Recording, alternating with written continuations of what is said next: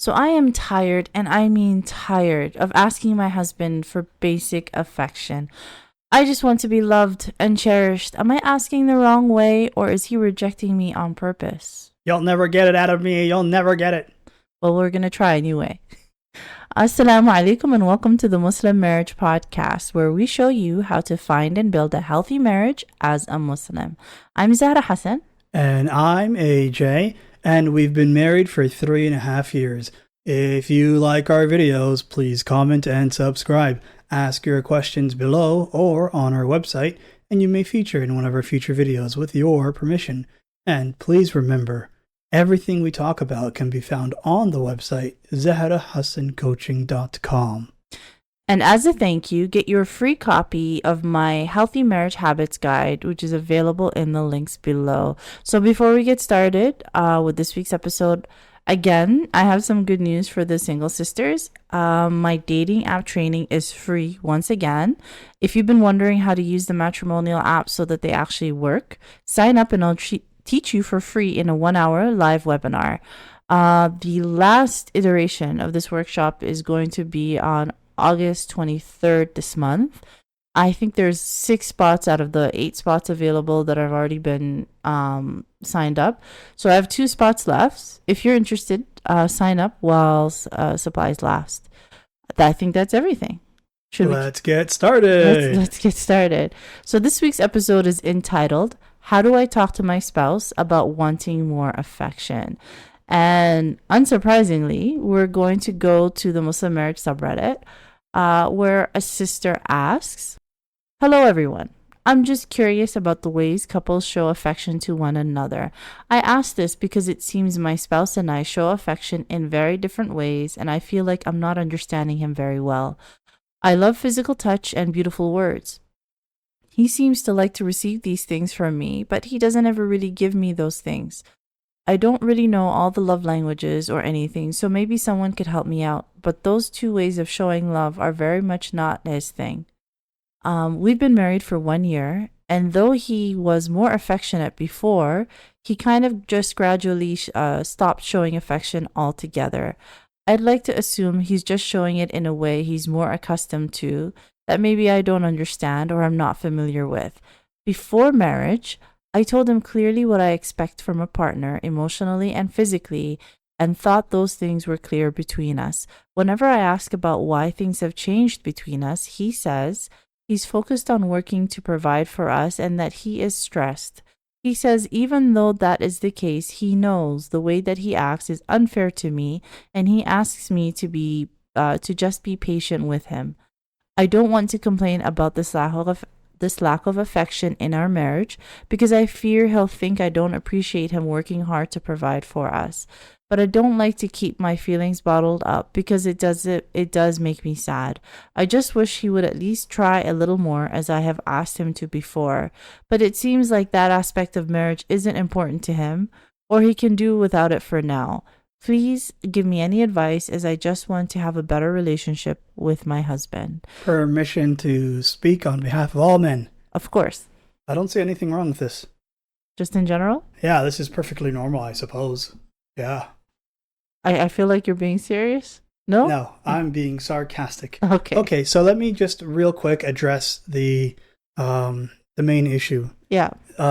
So it seems like there's a disconnect, Mm-hmm. a misconnect, a communication act, right? Mm-hmm. That the wife wants to have these moments of affection, these words of praise, these words of affection, and that leads into her being able to express her feelings.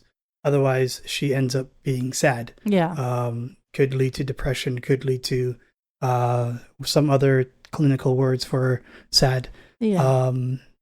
And it feels like then on the surface level that the topic, the conversation is about my husband is no longer giving me words of affection, just these really glancing terms, these little passing highs or I love yous or hugs or things like that. But it seems like there's a deeper a deeper meaning there, in that he understands that if he does engage, Mm-hmm. that it ends up being this long conversation, right?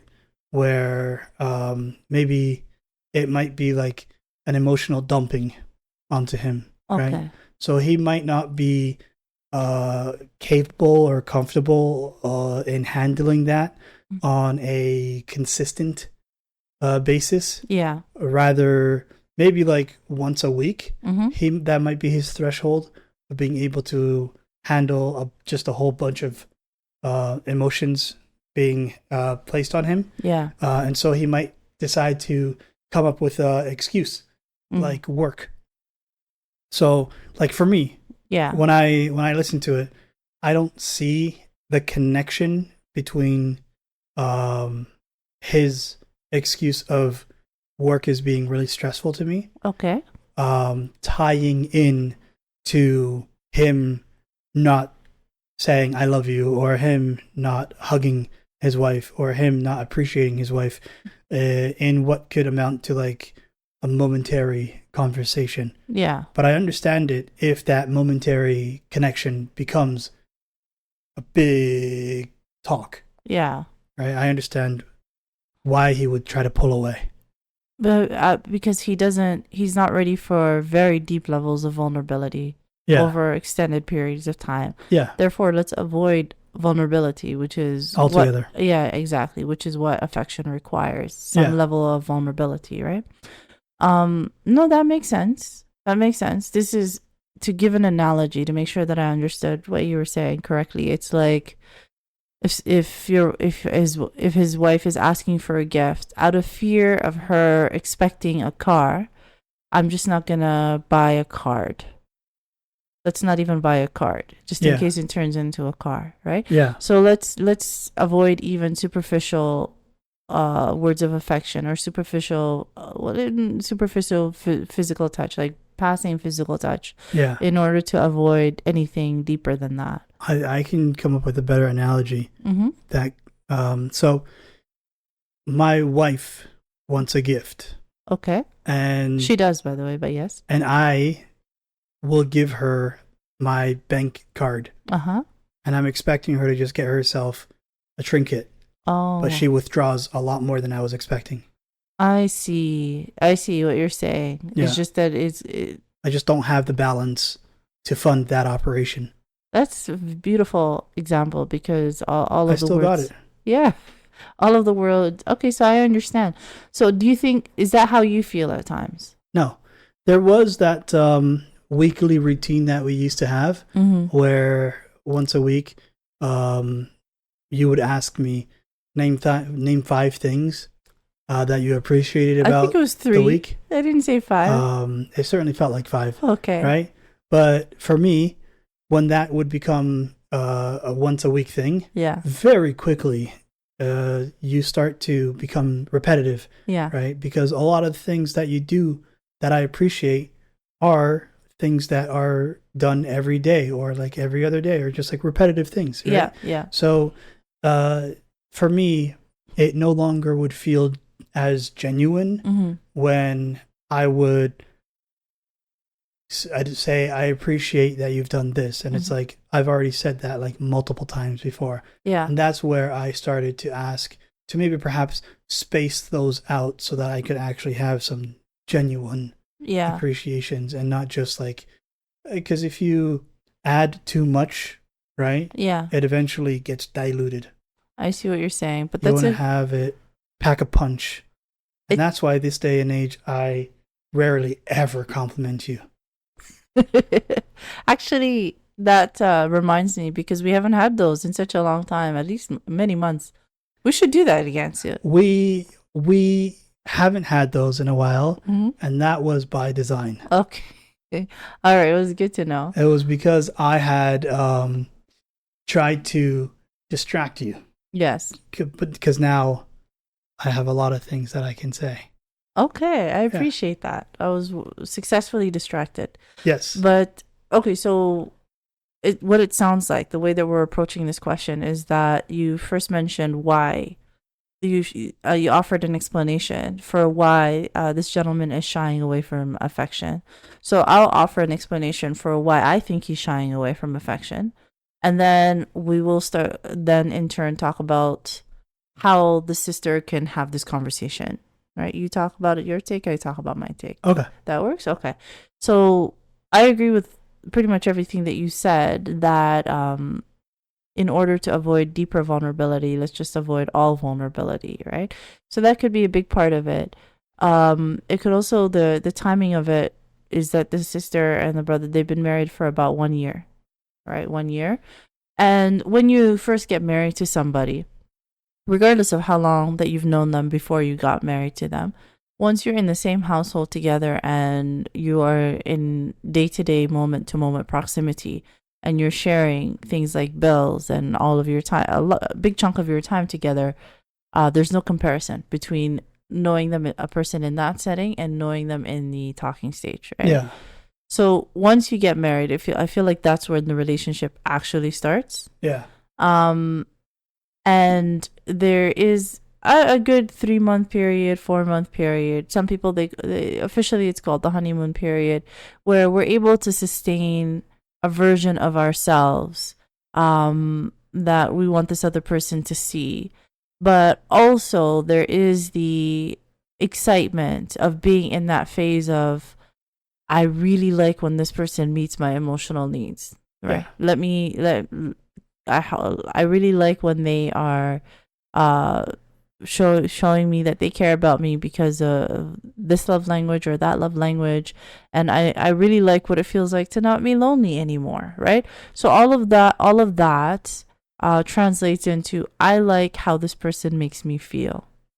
Now that phase is going to last longer for some people rather than other people, and that how long that phase lasts for an individual is going to depend upon their comfort level with emotional intimacy. So we spoke about this in some detail in a previous episode that was talking about people who have avoidant attachment insecurity. Yeah. I'm not going to assume that that's what's going on with this brother. It could be literally dozens and dozens of things. But regardless of what it is that's going on, there's a general theme of some level of discomfort with emotional intimacy. It could be that it's scary. It could be that it's tiring and draining. It could be any number of emotions pointing to any number of underlying causes. Yeah. And what you've described is probably the general case for a lot of men, where having deep talks about our relationships are very uncomfortable. So let's not be affectionate at all. That is a route a lot of people take, regardless of what his reasons are. There is a reason that is common. There is something, there is a perspective that's helpful to hold in our minds that applies to every living human being. Every person, we have this fallacy. We share a fallacy. I don't know if it even has a name. I haven't been able to find a name. But every individual believes that everyone thinks like me. Yeah. Right? That if I think this, you probably also think this. I don't mean in terms of concrete thoughts, like, I have this political view, therefore you have. No, it means in a more abstract way that that I think that I don't like hurting people, therefore other people must not like hurting people. Yeah. You know what I mean? So in a more abstract sense, I'm hungry. Yes, that's a good one. Therefore, you must be hungry. Exactly, right? So in terms of feelings, right, that people think similarly to the way that we do and feel similarly to the way that we do. How that applies in this situation is that I have a need for emotional connection. Emotional connection feels very good to me. Therefore, it must feel very good to him. Yeah. And I'm very confused about why he's not doing it. I agree that the majority of the time that those are fallacies. Yeah. Right? But one thing I understand to be a truth is that I like video games. Mm-hmm. And while you may not verbally say you like video games, or you may not know that you like video games, yes, it's just because you haven't given it a chance yet. That's probably true. Specifically, yes. Yes, for all women out there and for all men that don't play video games. Yeah. the fact that you don't quote unquote like video games just means that you haven't learned how to play video games. Yeah. Because if you guys doom scroll on TikTok, it's basically the same thing. I don't scroll It's on just TikTok. interactivity. I understand what you're saying. I'm talking to the general public. Okay. I get what you're saying. There's probably some truth to it. Actually, there's no truth to it. I just don't like video games. There's full truth to it. But You don't know how to play video games. You can't say you don't like video games if you haven't tried video games. If my brother is listening to the podcast, I was trained under video games under my brother. Right? What was it you were playing? Mario Kart, right? Or something? If I say what it is I was playing, I'll be giving my age away way too accurately. But what? Donkey Kong. All right. But he was the GOAT. He's the GOAT. From a very young age, from the time he was pretty much 4 years old. He was that kid on the neighborhood block that just destroyed everyone else. And that's who my competition was. So I learned very early on that I just don't like playing video games because I don't want to I'm a competitive person by nature. And let's just okay, avoid so all you had that a bad stress. upbringing. You had a bad upbringing. That's what that is. You grew up under harsh conditions and you weren't given the opportunity to flourish into a lifestyle of enjoying video games. Okay, cool. If I have a child and I try to play basketball against them and I block every single shot that they take, they're not going to like playing basketball. Ooh, boo-hoo, boo-hoo. Your brother's better than you at video games. All right. This feels very hostile. It's supposed to be very hostile. That's the point of video games, is that you're supposed to release your tension out there. Onto me? No, into the video game. Okay, all right. We'll continue this conversation later. And that's where the fallacy angle comes in. Yeah. That we won't continue it. Yeah, I agree. Well, no, what I'm saying is like that's not a fallacy, my point. But everything else, I 100% agree with you. Okay. Okay, so but it makes sense that we think a certain way and we believe that other people must also think the certain way. They must. Yeah. So that extends both ways. Mm-hmm. So this is very helpful in relationships and marriage, right? Because when we want a certain level of intimacy or we have an emotional need, we assume that other people have the same emotional need. And he's probably just as confused that he has a need for space, emotional need for space, and feels like everyone should have this. They must think like me and feel like me. I'm so confused about how this level of emotional intimacy is not deeply uncomfortable for her. Yeah. So that dynamic is at play, and understanding that that's the case is extremely helpful going into the conversations. Going into having how to have the conversations around affection, right? Or how to have the conversations around level of connection, the connection conversations. Yeah. In these conversations, there is one person who is typically the connector. In our marriage, that's usually me. Yeah. And there is the other person who is the disconnector, right? Oh, okay. Sorry, my bad. I thought you were going to say the power bank. The power bank? Yeah. How come? Because you're the connector and I seem to always have a lot of energy. Yes. All right. I like that term. It's not applicable here at all, but I like that term. Beautiful. Okay. So the connector and the disconnector. And it's usually the connector who is more uncomfortable because it's easier to walk away and take space than it is to for the connector to convince the person, can you come and stay with me? Does that make sense? Yeah. Yeah, it's easier for the person who likes to walk away than it is for the other person to get them to stay. Yeah. So therefore, almost 9 times out of 10, it's the issue is too much space in the relationship rather than there being too much connection. Yeah. So I don't think too much connection is a thing. It is a thing. Depending on who you ask. If you ask us connectors, I don't think it's a thing. I said I love you a month ago, and you're asking for it again? I mean, if I have to ask. Way too frequent. Is it once a month? I listen, I've already hit my monthly quota of 1. All right. That's another conversation. But hopefully that makes sense. It's not a conversation. It's not a conversation. Yeah. So it's the connector who's usually going to call the meeting because the connector is the one who's more often uncomfortable, who the balance is shifted against them. Right? Yeah. So once they call this meeting and they have this conversation, how should the conversation go? Civilly, Ideally. I would expect. Ideally. So, okay. As the disconnector, you're the disconnector. Yeah. And I'm the connector. That is factual. Let's have this conversation.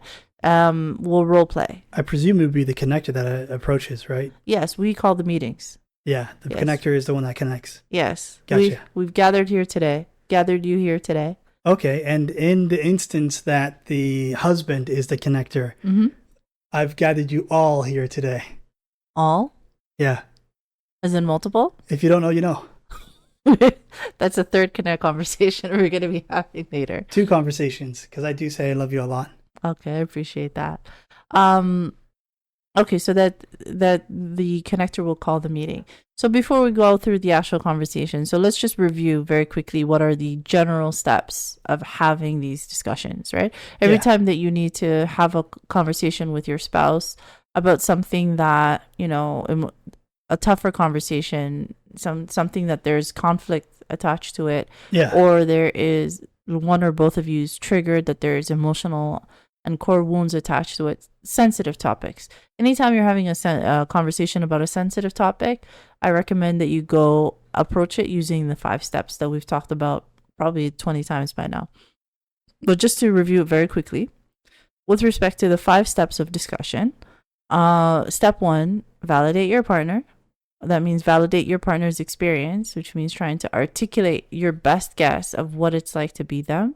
And the reason that you're doing that is to help them let their guard down. Yeah. But at the same time, a reason that you're doing that is so that to make sure that what you've understood from their side is accurate, right? Step 2 is when you articulate your experience, right? So the person who called the meeting. So step 2 is when I, or the person who called the meeting, articulates their experience or my experience. Yeah. Step 3 is you check in with the partner and make sure that everything makes sense. At this point, you'll say something like, did I get it right? Does that make, tell me what you think, or does that make sense? And if you especially got their step 1 wrong, when you were trying to articulate their experience, if that part was wrong, at this point they'll tell you, no, you didn't get it right. This is not one way, honestly. Yes. To not ask that question of, did I get this right? Is, I hope you've understood what I've said. I don't want to have to repeat myself. That seems conducive to healthy conversation. Straight to violence. Actually, more likely. So if we go back to step 3, so at this point you'll ask, did I get it right? And they might say something like, no, actually, that's not what it's been like for me at all, or that's not the reason why I've been doing this, right? Yeah. I've been doing it actually because of this and that and this and that. And then you hear them out with your new understanding, this new information that you have, and then you repeat step 1 where you articulate this new understanding that you have. Okay, so what I'm hearing is that you actually did this because of A, B, C, D, and E. Is that right? Until they say yes, right? So the reason why you're going to be repeating steps 1, 2, 3 is to make this is in fact the most important part of the discussion. Yeah. The most important part of the discussion is steps 1, 2, and 3. And by and far, they're the hardest part of the discussion because you have to really understand your point of view. And it's going to require a lot of introspection, a lot of vulnerability, a lot of honesty with yourself, and not only understand it, but now articulate it so that the other person understands in a deep way what it feels like to be you. At the same time, you're gonna have to be doing that for your partner, and your partner is gonna be helping you to do that from their point of view as well. So step 1, 2, and 3, the goal of that is to exchange the information of what it's been like for the two of you. Now, why is this important before we move on? Because the way that most conflicts, whether the conflict is around finances or affection, which is very common, or issues with in-laws or whatever is the underlying issue in your marriage, you will find that you think you know what your partner's experience has been like. You don't really know. Yeah. And you think that they know your experience. They don't know. Yeah. So the primary issue in a lot of these issues is neither person has the information that they need in order to be able to make the changes that are needed in the marriage. Yeah. And so when you go to a good counselor or a good therapist, or when you come to me, see me as a coach, what my role becomes is translating, getting you, each of you, to a point where you're able to articulate that. But until you're able to articulate that, my job is to hear what each one is actually saying and translating it to your partner so that they can finally know what it's been like for you. Because for this sister in this question, I'm betting her husband doesn't know how painful her experience is and how lonely it feels to not be fully wanted. It might be that he does want her. It might be that he loves her. It might be that he thinks about her all day. It might be all of these things could be true, but none of it is reaching her. Yeah. So she feels very pushed away by her husband. She feels very not loved, not cherished, unseen. And this type of loneliness can be actually more painful than the loneliness of being single, because there's nothing you can do about it. Right? Yeah. So having said all of that, there is an analogy I can bring to that. Yes. About loving and actually believing in your partner. Yes. But not showing or acting on it, right? As Muslims, right? Yes. We love Allah, we believe in Allah, but if we don't take the action, yes, there's no worth, there's no value to it. Exactly. Right? So, like, well, there is value to it, because even a mustard seed of faith, yes, In Shaa Allah, yeah, it's not us that has the mustard seed. I mean, but that translates to your marriage, right? Yeah. You can love your wife or your husband up and down, yeah, right, with all of your heart. Yeah. But if you're not expressing and acting on your love, you're not letting them hear it and know it, it doesn't exist to them. Yeah. Right? Because they cannot read your heart. They can't read your mind. Right? Allah says one mustard seed of faith, because Allah knows your heart and knows your mind. But your wife or your husband don't. Exactly. They only know what you show. Yeah. All right.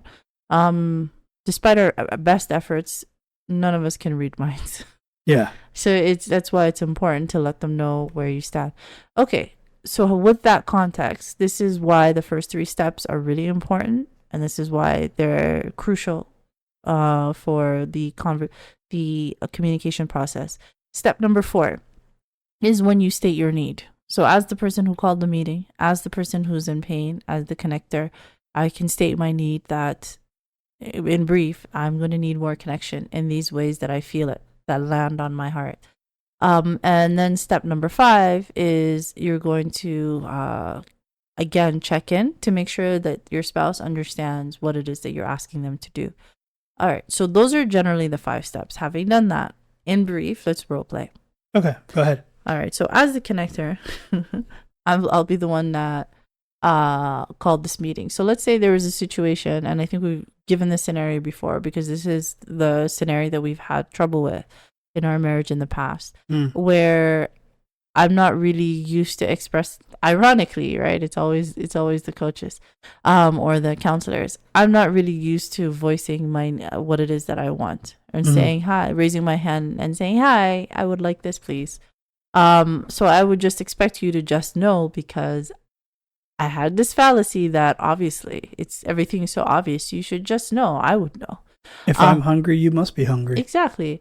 Where we had this dynamic that after we finished all of the day's work, whatever is the day's work, and then around, I don't know, 8 p.m., 9 p.m., I would come down, sit in our room, sit in the chair, and just expect for you to come and sit with me. And at that time, we would, watch something, play something, do something together, because that would be the time that I would like to connect, right? Yeah. And I would just come, and then I would sit down, and then you wouldn't really see me. Yeah. And so it made me feel so disconnected. So that would be the scenario. Yeah. So let's have a conversation about that. Are we talking about When I was in the office or when I'm in the room? Just in general. Let's say you're here, you're in the room, right? Yeah. I'm sitting on the chair, Mhm. and I'm waiting for you, but you don't see me. And by the time you finish, it's very late, and I'm already going to sleep. Yeah. Right? After that happens a couple of times, it makes me feel really bad and unseen. So I call a meeting. Okay. All right. And action. Okay. So thank you so much for attending this meeting. I know time is important. But I wanted to talk about what happened yesterday and the day before that. What happened yesterday? Do you remember that when I came to the room and I sat down, I was trying to sort of communicate that I would like to connect. Now I understand. Well, I do remember you coming to the room and just sort of chilling. Yeah. But I didn't know that you wanted to connect because, you were on your phone. Yeah, so I understand from your point of view that I didn't actually say anything. Oh. That I was expecting you to read my mind, which is fair. It's a fair point.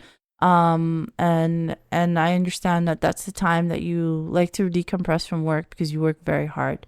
And I appreciate that.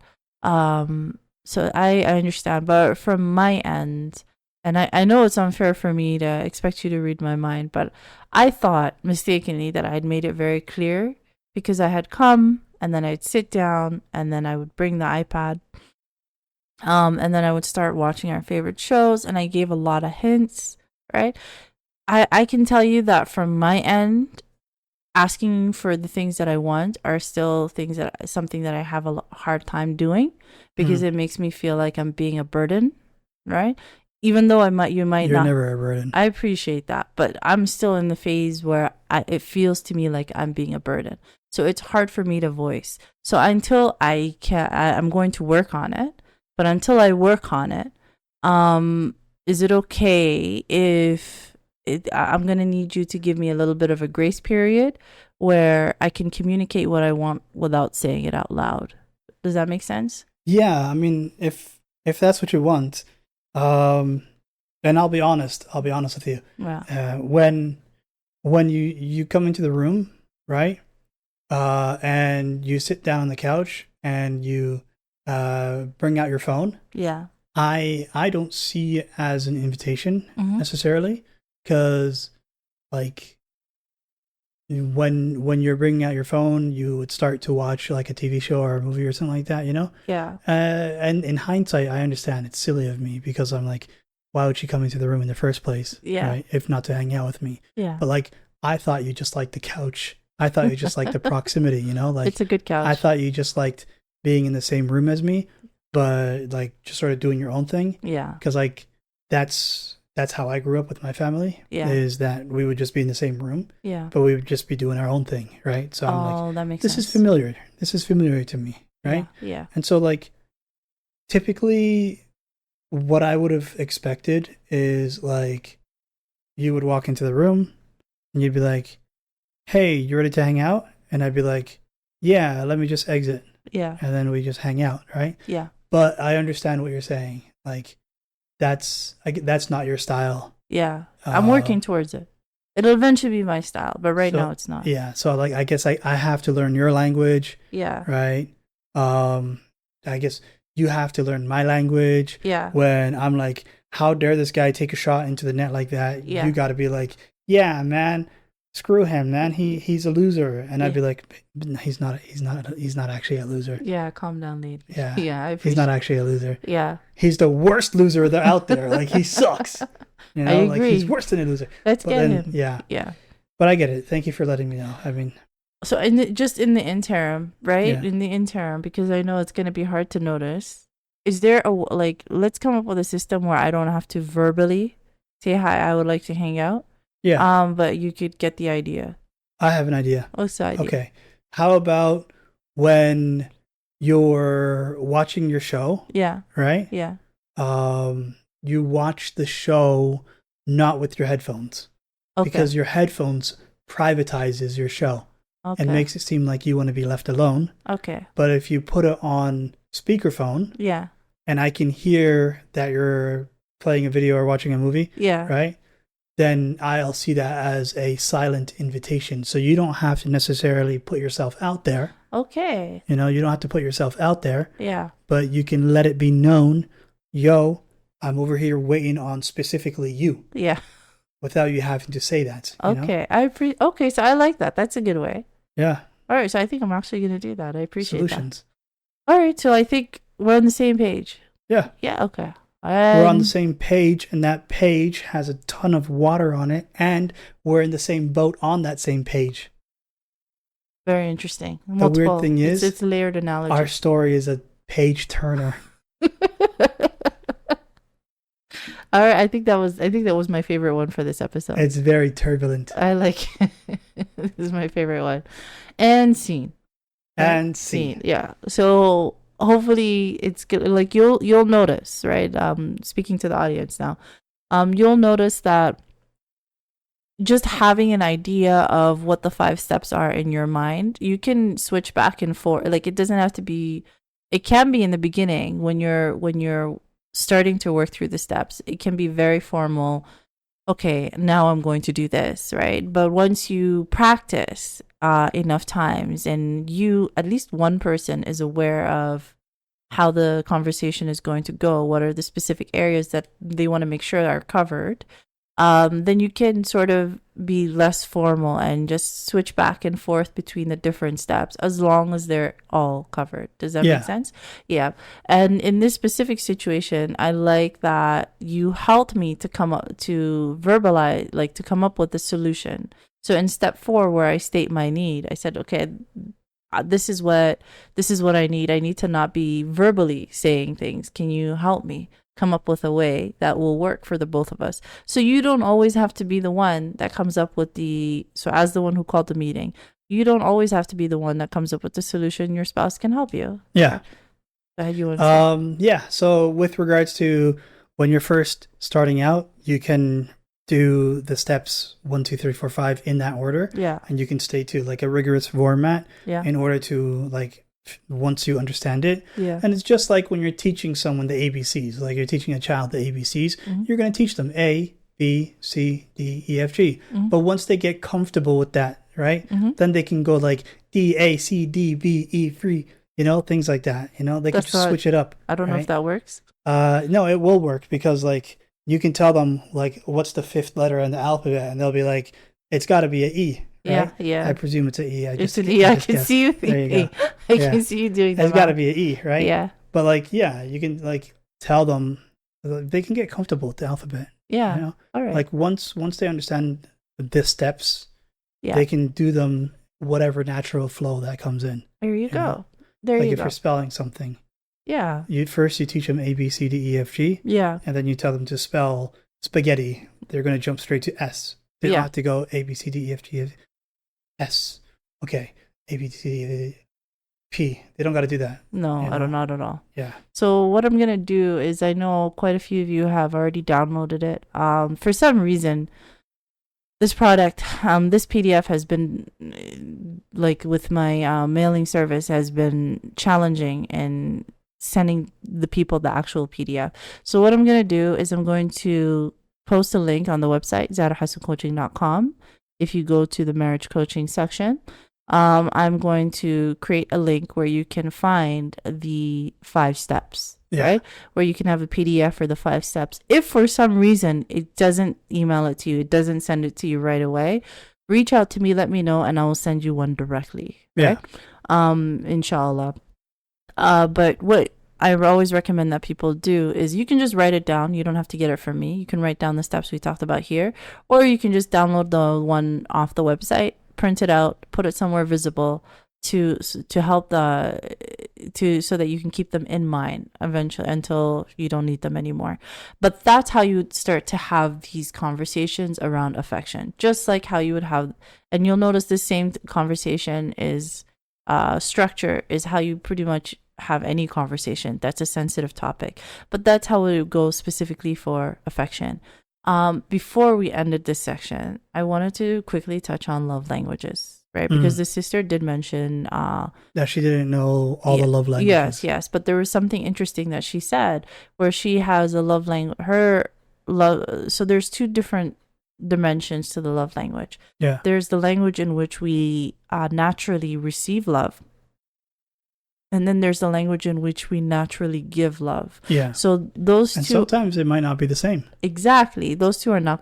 They don't always have to line up, right? So personally, for me, I receive love in terms of words of affirmation. But I give it in terms of gifts. Right? So there are 5 love languages. I will always forget one. Right? It's always a different one that I forget. But let's see if I remember. There's words of affirmation, physical touch, acts of service, gifts, and here we go. I forgot one.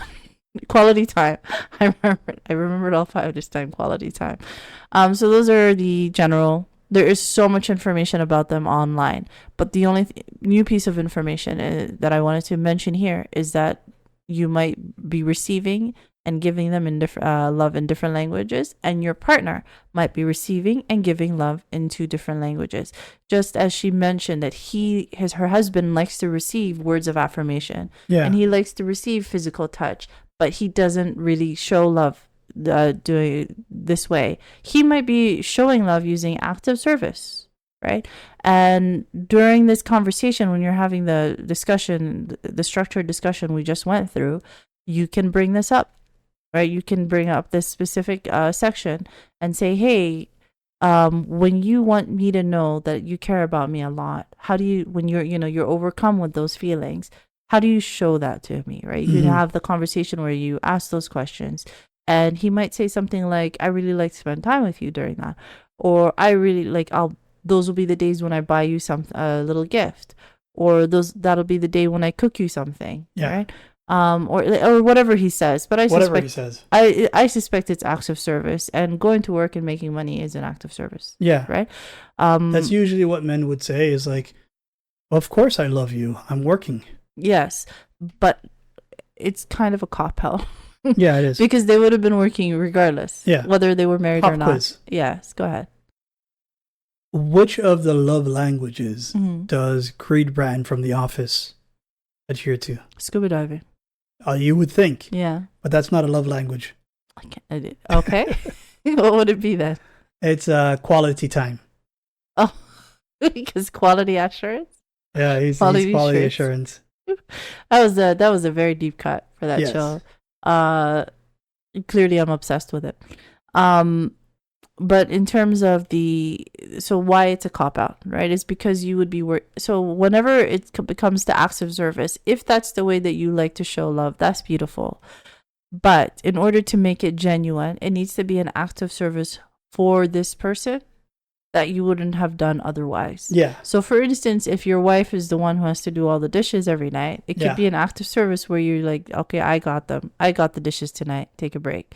Or doing something for her that's for her, that's not just for you. Yeah, those are the more genuine acts of service. Some of the more astute and intelligent observers may come to understand that if you tell your wife, "Don't worry, I got the dishes," you can just put them in the dishwasher. All right, interesting. And on that lovely note, I think we've covered everything. Is there anything we're missing? No, that's everything.